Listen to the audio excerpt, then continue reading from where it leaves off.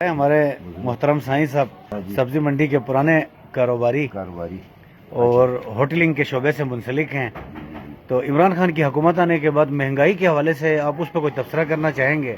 تبصرہ کیا کرنا ہے جی، عمران خان نے تو یہ 3 مہینوں میں جو ہے نا 50 سال کا مہنگائی بڑھایا ہے.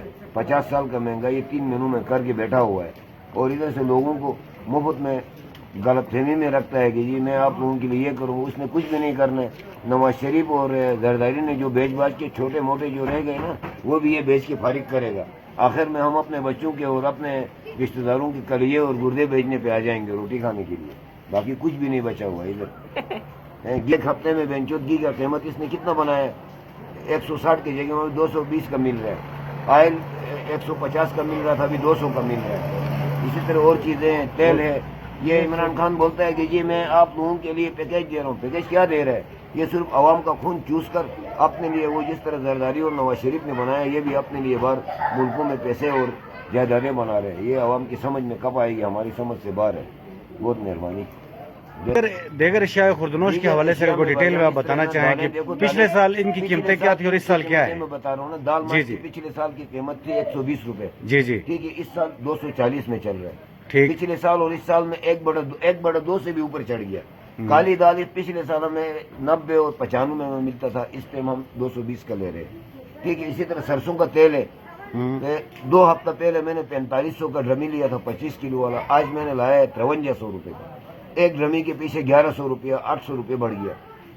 تو یہ حالات ہیں. اور عمران خان کہتا ہے کہ میں نے مہنگائی نہیں کی. تو مہنگائی نہیں کرتی، یہ کہاں سے ہو رہا ہے سب کچھ؟ یہ تو ہمارے ساتھ سراسر زیادتی ہے.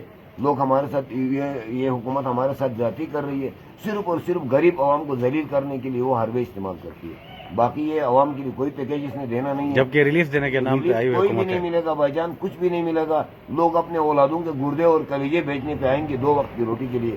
یہ میں اپنے خود سے لکھ کر دیتا ہوں. عمران خان نے کچھ بھی نہیں کرنا. یہ اس نے اس طرح ٹالتے ٹالتے اپنا 5 سال پورا کر کے جانا ہے، اور گورنمنٹ کا خزانہ سے جا کر، گورنمنٹ کے پراپرٹی سے جا کر، گورنمنٹ کے تمام اداروں کو اس نے کھوکھلا کر کے بیچ کر فارغ کر کے جانا ہے.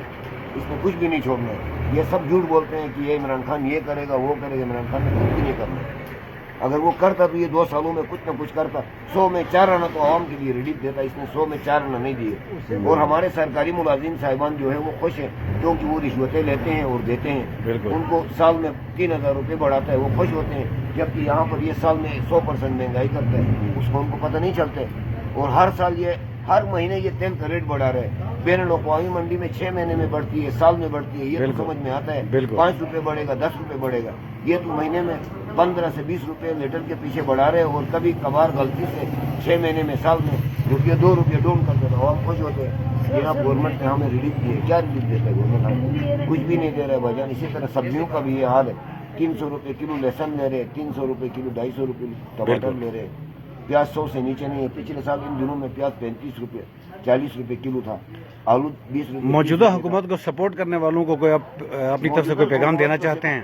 بھائی دیکھو نا، یہ تو اللہ تعالیٰ کا ہی اپنا ایک نظام ہے کہ جہاں عوام جب اللہ تعالیٰ کے احکامات عمل نہیں کرتی ہے، وہ اللہ تعالیٰ خود اس طرح کے عمران خان جیسے ظالم حکمران ان پہ مسلط کر ان کو ذلیل کرتا ہے.